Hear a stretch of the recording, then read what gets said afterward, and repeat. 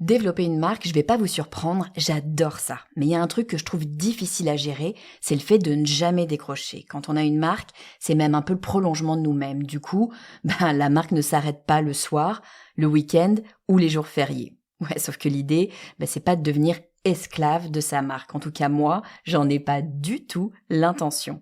Alors la solution, c'est Jonathan Noble, un de mes invités sur le podcast du marketing, qui me l'a donné. Il a créé un logiciel qui permet de se déconnecter des réseaux. Cet outil, c'est Swello. C'est un tout en un. Swello vous permet de construire votre calendrier édito, de planifier vos posts sur les réseaux et de les analyser. Et du coup, vous récupérez vos week-ends, vos soirées et vos jours fériés. Et comme vous écoutez le podcast du marketing, vous avez le droit à une réduction de 20%. Et puis pour être sûr, vous pouvez commencer par l'essayer gratuitement pendant 7 jours. Il vous suffit d'aller sur le podcast dumarketing.com/Swello, SWE2LO. Vous écoutez le podcast du marketing, épisode 255.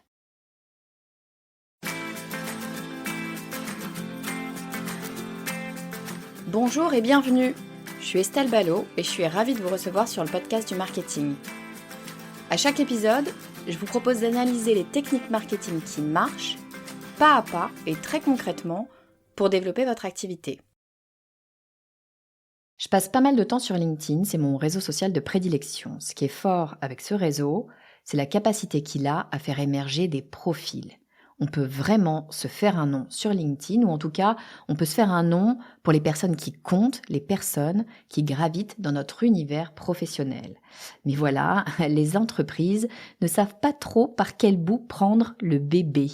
Ce réseau, en fait, il n'est pas fait pour les marques, il est fait pour les personnes. Alors comment on fait pour y exister en tant que marque? C'est un peu la quadrature du cercle. La stratégie à adopter tient en 2 mots, employee advocacy. Donnez la parole à vos employés, c'est eux qui ont les clés de LinkedIn. Aujourd'hui, je vous propose qu'on parle de cette stratégie encore sous-exploitée et qui pourtant, vous allez le voir, a beaucoup de vertus en interne et en externe. Pour en parler, j'ai invité une spécialiste de la prise de parole B2B. Je vous propose d'accueillir tout de suite Émilie Oudou. Bonjour Émilie, bienvenue sur le podcast du marketing. Hello Estelle, merci à toi. Écoute, ravie de te recevoir aujourd'hui sur le podcast du marketing. On va parler d'un sujet dont je crois je n'ai jamais parlé. C'est marrant, c'est souvent que je commence mes épisodes comme ça, comme quoi il y a encore plein de sujets à aborder en marketing. C'est une histoire sans fin.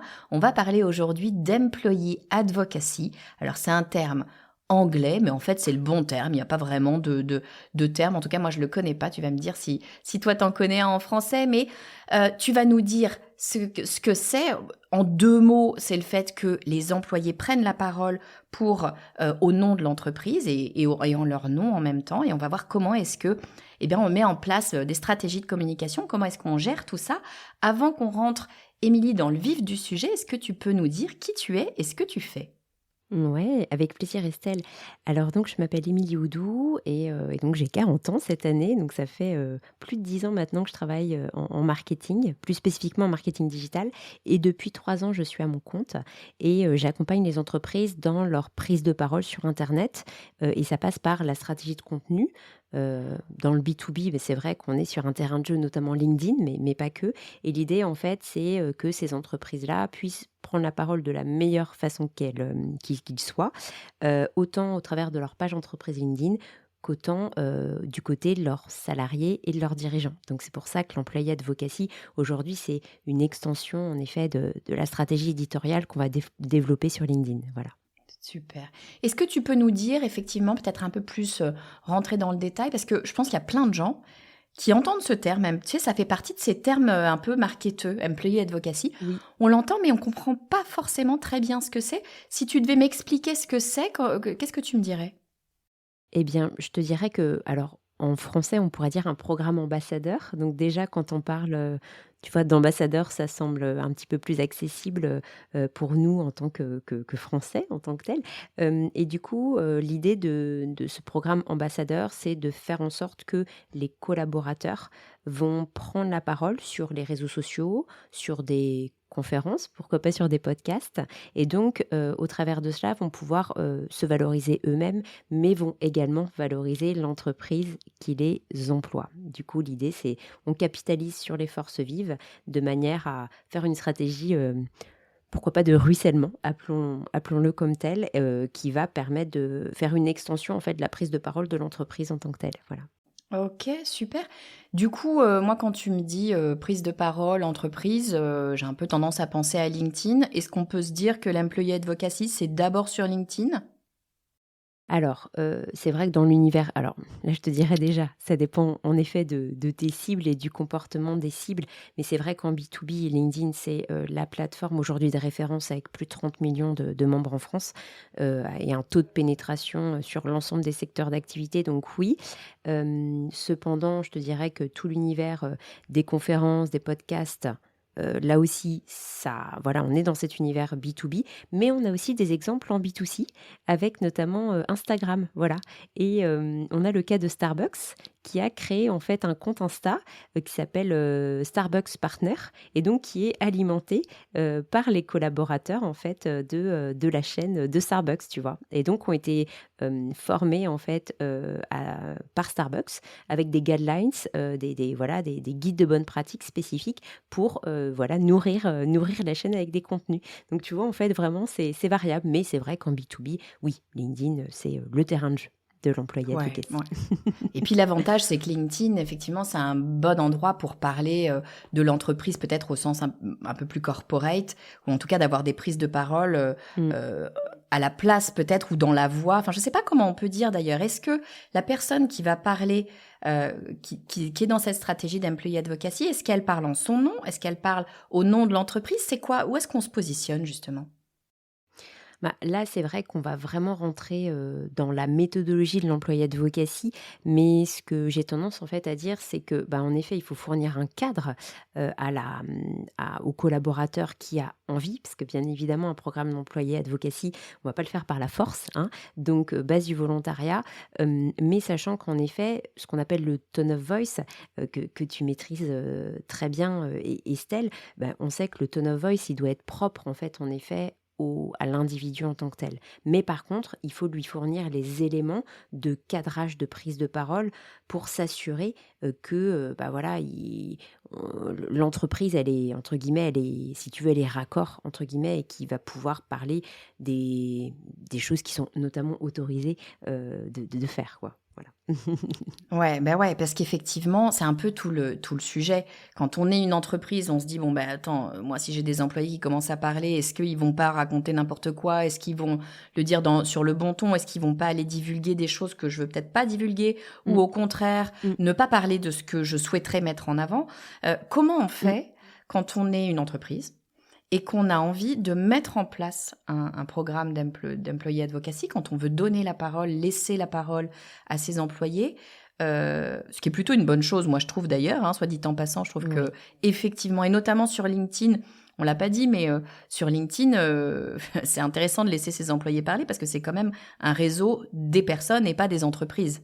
Même si c'est un réseau B2B, Oui. c'est les pages des personnes qui fonctionnent, pas les pages d'entreprise. Donc ça fait sens de laisser ses employés parler. Sauf que comment on fait? Parce que on va pas juste faire Mm. un email à toute la boîte en disant: «Bon les amis, hein, ça y est, allez donc sur LinkedIn, Instagram, où vous voulez et puis parlez de la boîte». Évidemment, j'imagine que c'est pas comme ça que tu recommanderais qu'on fasse. Voilà, si je te dis: «Moi j'ai une entreprise, j'ai des employés, je veux leur donner la parole», comment je fais? Ouais. Comment on y va? Et ben du coup, je vais te donner une méthode en 5 étapes. Voilà, parce qu'en effet, comme tu le disais, aujourd'hui, sur un fil d'actualité LinkedIn, pour préciser, grosso modo, il y a entre 3 et 5 des posts qui sont représentés par des pages entreprises et tout le reste, en fait, ça va être, des posts sponsorisés ou, bah, des posts, en fait, issus de profils personnels. Donc en effet, hein. Il y a vraiment tout à gagner à former les collaborateurs. Alors, comment on va faire? Là, l'idée, la première étape, ça va être déjà de faire une formation de base à l'outil LinkedIn. C'est une formation, je dirais, d'acculturation et puis aussi, l'idée, c'est qu'on donne envie. Moi, en fait, je commence par, voilà, une formation de 2 heures. Ça peut être sur un format webinar et on se dit: «Bon, bah, aujourd'hui, les chiffres de LinkedIn, c'est quoi?» Parce que, par exemple, il y a aujourd'hui des commerciaux qui ne voient toujours pas l'intérêt de LinkedIn. Voilà, donc l'idée aussi, c'est de les sensibiliser à la puissance de l'outil, leur parler du principe de l'algorithme et de ses étapes, leur montrer comment est structuré un fil d'actualité, leur parler des formats, de l'importance du profil, leur parler aussi de la note, SSI, tu sais, le Social Selling Index, tu vois? Là, c'est la note que va attribuer LinkedIn à notre présence sur la plateforme. Donc déjà, en fait, ça, c'est cette formation de base, elle est importante parce qu'elle va permettre à la fois d'acculturer, de donner envie. Ça, c'est je dirais que c'est un socle. Bon, sachant qu'il y a des entreprises, tu vois, comme l'entreprise Dell. Alors, c'est des entreprises, à l'échelle mondiale et à l'échelle mondiale, mais elles vont beaucoup plus loin. Dell, par exemple, a, un programme de formation pour la prise en main, en fait, tu vois, des outils digitaux, hein. Donc l'entreprise va même délivrer des diplômes, en fait, là-dessus. Ouais, les grosses entreprises américaines, moi je bossais chez Microsoft, ils fonctionnent pas mal Ouais, comme ça. Tu as plein de ouais, formations disponibles avec des diplômes et effectivement, il faut oui. aller choper des crédits pour pouvoir avancer dans ta carrière. Ouais et ça, c'est des éléments hyper importants, hein, et aujourd'hui, finalement, les collaborateurs de Dell, grâce à ce programme, ont, 6 fois plus en fait, ça a généré 6 fois plus de contenu que les contenus, corporate, pilotés par la marque en tant que telle. Donc tu vois, ces Ça marche. formations, elles sont quand même essentielles. Ça marche, ça marche. Donc ça, formation de base, tu accultures, tu donnes envie et puis dans un temps 2, c'est là où tu vas commencer à proposer donc volontariat évidemment, c'est ce qu'on disait tout à l'heure. C'est là que tu vas commencer à proposer, aux collaborateurs, un programme ambassadeur et sachant que dans le programme ambassadeur, attention, l'idée n'étant pas de brûler les étapes et du coup de faire peur à tout le monde. Un ambassadeur, c'est pas forcément quelqu'un qui va, créer des posts LinkedIn 2 à 3 fois par semaine. Un ambassadeur de marque, ça peut être aussi la personne, si tu veux, qui va récolter des infos sur le terrain. Un ambassadeur de marque, ça peut être aussi quelqu'un qui va, commenter, en fait, les posts de l'entreprise, tu vois? Il y a différentes échelles, d'intervention et du coup d'investissement, en fait et ça, c'est vraiment important de le spécifier. Et à partir de là, si tu veux, on va définir des rôles et puis on va, envisager une formation qui, pour ces volontaires, va être plus poussée, tu vois? Et dans cette formation plus poussée, bah, c'est là où ce que tu disais en disant: «Attention, ce qu'on peut dire, ce qu'on peut pas dire», bah, c'est à ce moment-là, tu vois, qu'on va commencer à parler de cela. C'est-à-dire que là, l'idée, c'est, de se dire, on se met tous ensemble et puis on va, finalement, co-construire, si tu veux, des sujets. Ça, c'est le premier niveau. Mais si on a déjà une stratégie éditoriale et en règle générale, c'est le cas dans des grosses entreprises, mais dans les PME, ça peut ne pas être le cas. Mais en attendant, l'idée, c'est de se dire: «Quelle est la stratégie éditoriale de l'entreprise?» et si elle n'est pas construite, bah, on peut profiter, en fait, de ces ambassadeurs pour la co-construire avec eux, comme ça, ils sont partie prenante. Et si c'est pas le cas, bah, l'idée, c'est de leur partager, en fait, cette stratégie éditoriale. Voilà. C'est quoi les piliers de contenu? C'est quoi la tonalité, les valeurs qu'on défend? Bon, théoriquement, évidemment, ils sont dans l'entreprise, donc on suppose, en fait, qu'ils les connaissent, mais c'est quand même important, en fait, de le spécifier, hein? Ouais, j'aime beaucoup le on suppose qu'ils les connaissent. C'est comme la stratégie. On suppose toujours que les gens connaissent la stratégie d'une boîte. Si tu regardes, je crois que c'est 90% des salariés d'une entreprise, en général, ne connaissent pas la stratégie de la boîte. Oui. C'est d'ailleurs l'une des premières raisons de démotivation des salariés. Donc, je pense que c'est aussi, Ouais. finalement, moi, je trouve que c'est un bon moment pour se reposer sur sa stratégie de contenu et s'assurer que, effectivement, tout le monde est au courant des piliers, des grands Mmh. piliers de communication, de ce qu'on veut dire parce que on croit souvent quand on est dans le service communication notamment ou à la direction, on croit souvent un petit peu naïvement, pardon, mais on croit souvent que tout le monde est au courant et tout le monde l'a en tête parce que nous on l'a en tête et c'est normal, hein. C'est des choses qu'on fait toute la journée. On est tous pareils. On croit que ce qu'on sait tout le monde le sait, mais c'est rarement le cas. Donc je trouve que c'est un très bon moment pour reposer les choses et voilà et s'assurer que tout le monde est vraiment au même niveau. Ouais, complètement, complètement. Ça évite en fait des impairs, et puis, on peut penser qu'un cadre, ça fait peur ou ça restreint en fait la liberté, d'expression, mais in fine, pour beaucoup d'entreprises et du coup de collaborateurs, le cadre éditorial les rassure en fait en se disant: «Bah OK, tu vois? Je peux parler de cela, je peux parler de ce sujet-là» et cetera. Et Donc puis le finalement, cadre, tu vois, il pardon, y a je te coupe, mais je t'en prie. je rebondis dessus. Le cadre, ça t'évite le syndrome de la page blanche. Il y a rien de Mmh. pire que de dire à des gens, bah, allez-y, communiquez, parlez, vous dites ce que vous voulez, vous avez carte blanche. C'est horrible, c'est ultra Ouais, angoissant. Tu te dis, mais mon Dieu, mais de quoi je vais pouvoir parler? Alors que si on me dit, il y a un cadre, les 4 piliers de la communication de notre entreprise, c'est ça, boum, tu as déjà 4 grands thèmes que tu vas pouvoir décliner de plein de façons différentes. Tu as déjà des choses sur lesquelles tu vas pouvoir communiquer. Laisser trop de place, finalement, c'est comme les enfants. Tu sais, si tu donnes oui. trop de choix, eh ben, tu sais plus quoi choisir. Ben, c'est un peu la même Mmh. chose en communication. Vaut mieux avoir trois, quatre grands éléments sur lesquels travailler que de laisser open bar. Open bar, c'est angoissant en général et du coup, on fait rien. Totalement. Et du coup, sur les piliers de contenu que tu évoques, Estelle, donc on peut dire que c'est des piliers de contenu, c'est des grosses thématiques de contenu, hein, voilà. Et tu parlais, par exemple, de l'innovation, ce genre de choses. On peut avoir des thématiques comme telles. Et bien là, en fait, ce qui est intéressant, c'est se dire, bah, et c'est là où, en fait, le programme d'employé advocacy va rejoindre une stratégie Avengers, tu vois, où finalement, chaque collaborateur a son super pouvoir, le pouvoir, tu vois, RSE, pouvoir marketing, pouvoir, market produit, et cetera. Et en fait, dans la stratégie Avenger, c'est chacun va prendre la parole, sur un même sujet, mais avec son prisme, tu vois, son expertise. Et là où c'est intéressant, c'est qu'en effet, dans la stratégie éditoriale, par exemple, si on veut défendre une thématique autour de l'innovation, eh bien, c'est se dire bah, comment en fait les collaborateurs qui sont embarqués dans le programme vont s'emparer de cette thématique innovation.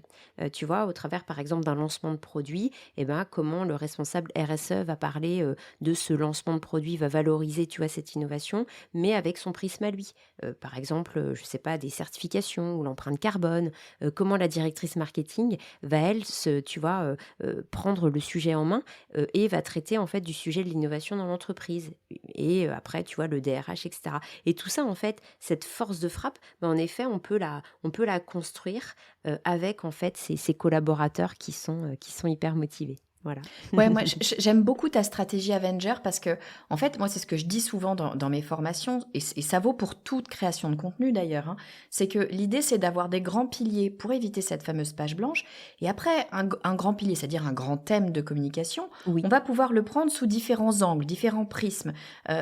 C'est ça le fait d'être finalement expert d'un sujet, c'est être capable d'en parler de plein de façons différentes, sous des angles différents, sous des médias différents, sous des formats différents. Et le fait d'avoir cette stratégie Avenger, j'aime beaucoup parce que je les imagine avec leur bouclier, leur machin et leur super pouvoir, mais t'as évidemment que la DRH, la responsable RSE, le responsable marketing, le sales, etc., ils ont tous quelque chose à dire sur ces grands sujets-là, les grands Ouais. thèmes de Mmh. l'entreprise, mais bien sûr qu'ils vont les dire différemment, avec des mots différents, avec des problématiques différentes, peut-être des formats différents, et ils vont parler à des personnes différentes aussi. Et du coup, quand tu as toutes ces personnes qui, Mmh. sur une même période donnée peut-être, après tu vas m'en parler, mais peut-être qu'on peut organiser les choses, avec un momentum, viennent parler différentes personnes de différentes façons, sur différents formats, c'est ça qui fait porter un message finalement. C'est la C'est ça qui pluralité est fort. des messages qui fait que ton message est fort. Complètement et c'est là où c'est passionnant parce qu'en effet, tu as différents angles, tu capitalises sur le réseau de chacun et puis il y a une forme d'appropriation. Et ça c'est quelque chose d'important. Tu vois, par exemple, ce que j'aime bien faire, c'est, quand par exemple, je suis en formation pour des programmes d'employé advocacy, ben, on va dire: «OK, il y a quoi comme prochain lancement?» Et puis alors, du coup, sur ce prochain lancement, toi, Laure, tu aurais quoi à dire? OK, donc tu vois, tu te dis, bah, tu as le thème du lancement et puis tout autour, en fait, tu crées, tout un écosystème, en fait, de personnes avec chacun son prisme. Et l'idée, en effet, c'est, quelque part, en fait, tu vois, par exemple, quand tu es dans un moment fort, événementiel comme un lancement, bah, l'idée, c'est tu vois, c'est ce temps fort, en fait et comment tu vas occuper l'espace. Du coup, là, les ambassadeurs, en effet, vont se rassembler sur une période d'une semaine, 2 semaines pour poster, en fait, de manière, intensive, ça me paraît, un peu fort comme terme, mais, intensif pour eux, parce que s'ils publient déjà 2 à 3 fois, tu vois, sur 2 à 3 semaines, 2 à 3 fois par semaine, j'entends, bah, ça peut être costaud, en fait, pour quelqu'un qui, tu vois, qui n'est pas vraiment, habitué à la création de contenu, voilà, comme nous, par exemple, ça peut être le cas. Donc et là, en fait, tu crées, en fait, vraiment cette force de frappe et on se retrouve, entre guillemets, tous en tant qu'Avengers face à Thanos, tu vois, sur la scène finale, voilà, donc à se battre contre le super-héros. Donc oui, c'est puissant et tu vois, donc il y a ce cadre, cette stratégie éditoriale. Évidemment, il faut, leur montrer, bah, comment tu publies. Est-ce que c'est intéressant de proposer des templates de posts?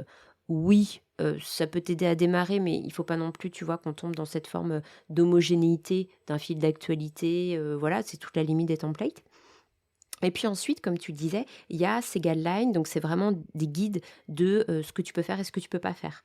Là, tu vois, on tombe vraiment sur la charte éditoriale en tant que telle, où bah, tu vas dire, bah, ok, voilà des exemples de publications, d'employés advocacy, les informations confidentielles à ne pas relayer, tu vois, c'est dans ce document-là en tant que tel qu'il va falloir que tu mettes en gros les limites, sachant que bah, dans des grosses entreprises, on se rend compte qu'ils ont des réseaux sociaux internes, tu vois, comme Workplace, etc., de Facebook, mais c'est pas forcément le cas dans les entreprises bah, plus petites et c'est bien normal.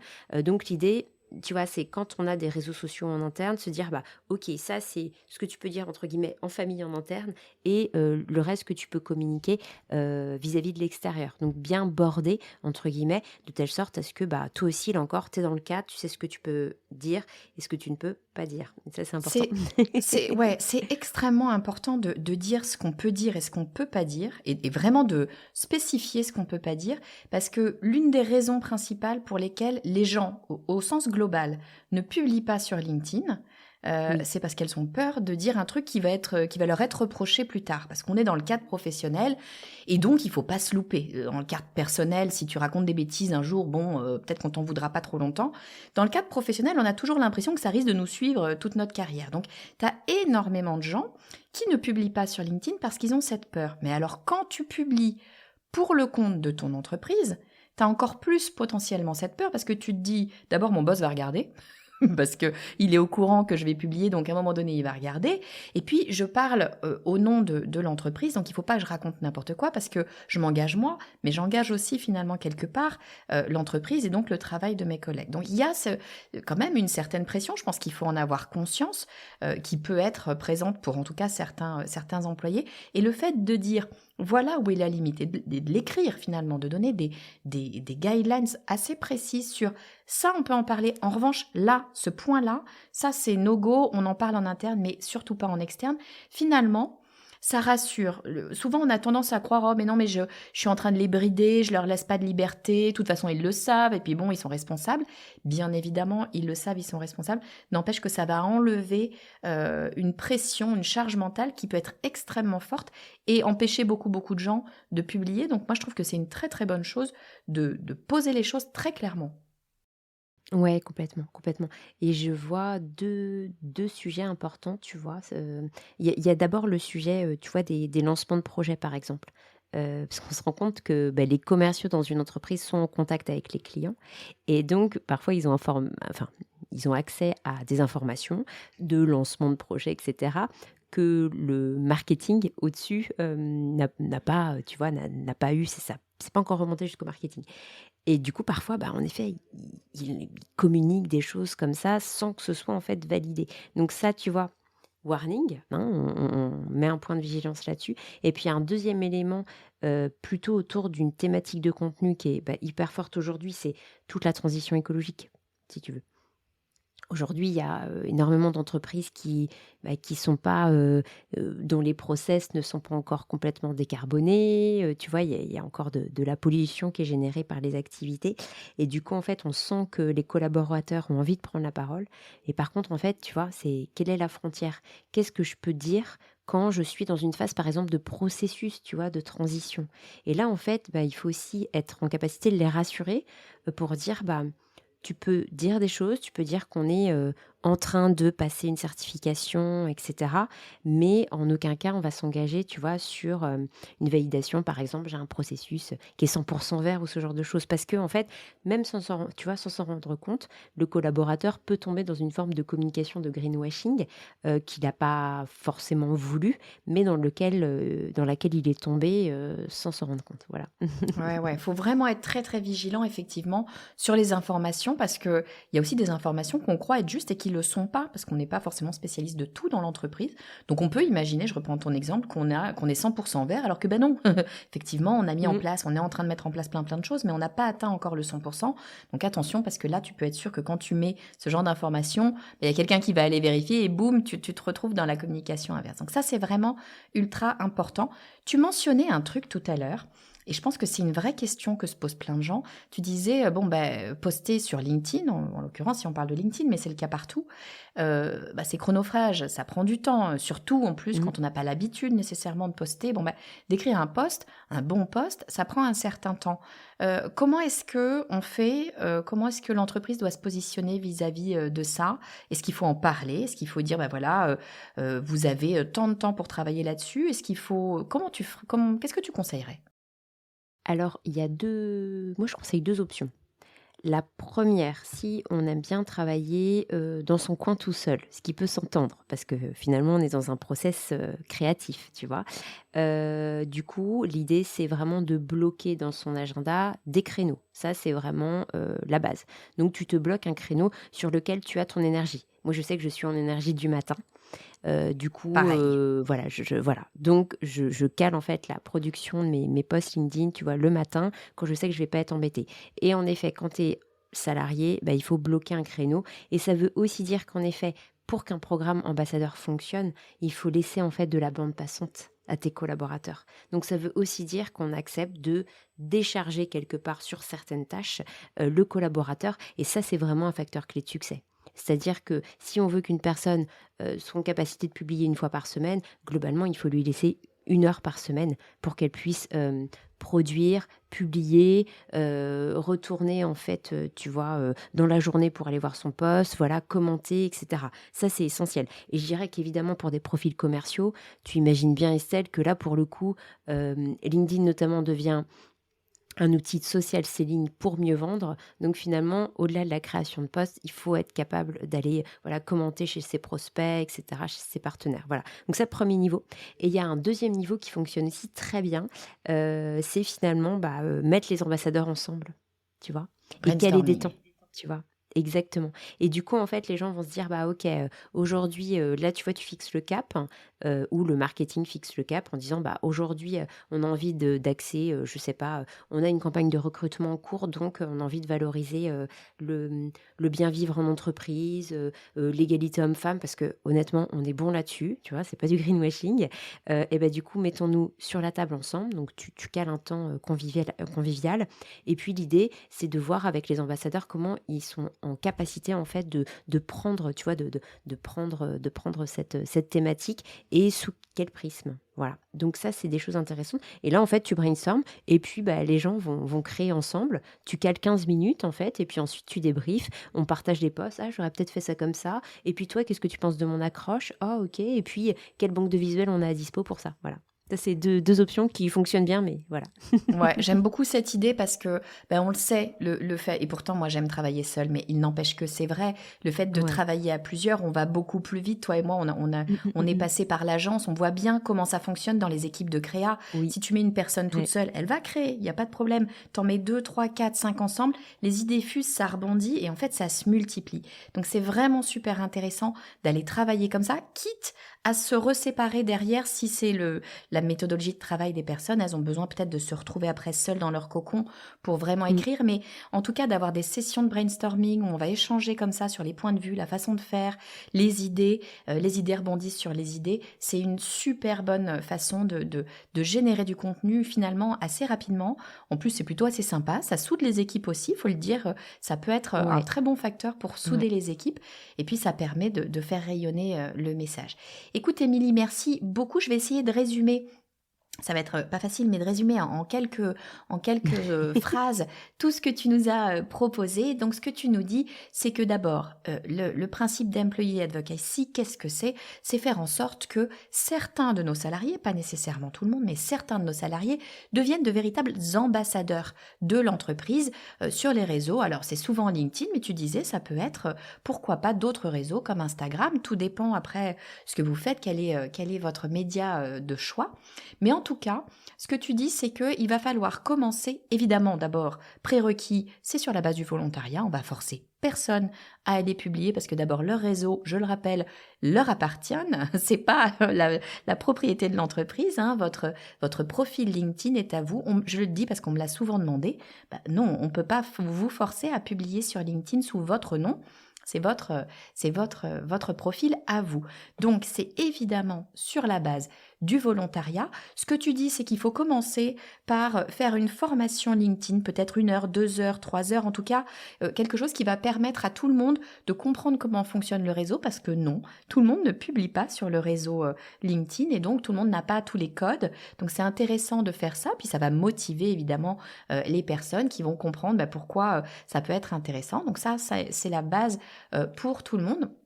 Et puis ensuite, on va définir des personnes qui vont pouvoir proposer du contenu. Et c'est pas forcément que du contenu. Je trouvais ça intéressant. Tu dis c'est pas forcément que publier. Ça peut être remonter du contenu de la clientèle, des témoignages clients par exemple, ou des datas, des informations qui peuvent être intéressantes à publier. Donc ça, toute l'équipe va pouvoir partager. Et puis après, on va trouver des profils, des personnes qui sont plus à même de publier, qui vont devenir ces fameux ambassadeurs. Et tu nous parles de cette stratégie Avenger. J'aime beaucoup, moi, ce terme d'Avenger, parce que ça parle à tout le monde, c'est immédiat, où on va se dire, bon les gars, on a un cadre. On sait que quand on communique pour l'entreprise, on a 4 piliers, 3, 4, ça dépend des entreprises bien sûr, mais un certain nombre de piliers de communication qui sont les gros thèmes qu'on va aborder. Mais évidemment, chaque personne va les aborder différemment selon d'où elle provient. Une personne qui vient des RH ne parlera pas d'un même sujet que le service marketing ou que un sales. Donc, c'est très intéressant d'avoir ces différents prismes parce que c'est ça qui va donner finalement de la richesse à votre propos. Et si vous travaillez en plus en équipe, en faisant, on le disait, des brainstorming, en travaillant sur des momentum, sur des événements spécifiques, et bien là, vous avez une communication qui peut être ultra puissante pour votre entreprise. Est-ce que ça te convient, Émilie ? Ouais, non, mais c'est super, Estelle. J'ajouterais juste le fait qu'il faut aussi que ce programme, il soit en capacité de durer le plus longtemps possible. Et là, du coup, il faut toujours réfléchir aux incentives, aux manières, en fait, de motiver, en fait, nos ambassadeurs. Ça peut être des challenges, ça peut être de l'animation vraiment de ce réseau, en fait, d'ambassadeurs avec des événements, etc. Ça peut être des diplômes. L'idée, en fait, c'est de réfléchir à comment, en fait, on maintient toujours, tu vois, cette forme de motivation, à être ambassadeur. Donc, il y a plein d'angles là-dessus, mais vraiment, je crois que c'est peut-être le plus gros des challenges une fois qu'on a déployé, en fait, le programme. Il faut réussir à durer. Super, merci infiniment, Émilie. Émilie, si on veut te retrouver, si on veut peut-être te poser des questions, travailler avec toi, où est-ce qu'on peut te retrouver, dis-moi ? Eh bien, essentiellement sur LinkedIn et sinon sur Instagram, mais sur LinkedIn, je serai plus réactive, voilà. Ok, très bien. Écoutez, bien sûr, je mets les liens dans les notes de l'épisode. Émilie, merci beaucoup. Tu es la bienvenue quand tu veux sur le podcast du marketing. Merci Estelle. À bientôt. Merci beaucoup, Émilie, d'avoir partagé avec nous tous tes conseils pour mettre en place une stratégie d'employee advocacy. Je suis sûre qu'il y a plein de managers qui sont en train de nous écouter, qui se disent « Non mais attends, il faut absolument que je mette en place une stratégie d'employee advocacy. » On est complètement en train de passer à côté de LinkedIn. Allez-y, lancez-vous, vous allez voir, ça va être assez phénoménal. Si vous avez aimé cet épisode et si vous voulez soutenir le podcast du marketing, eh bien je vous propose de rejoindre la newsletter du podcast. C'est très simple, il suffit d'aller sur lepodcastdumarketing.fr podcastdumarketing.com/newsletter. Vous allez y retrouver bien évidemment les nouveaux épisodes du podcast du marketing, mais vous allez aussi retrouver mes bons plans, mes actus et puis un petit peu les back-office de mon activité d'entrepreneur. Je le partage sur ma newsletter, pas sur LinkedIn en l'occurrence. Le podcast du marketing.com/newsletter. Je vous dis à très vite.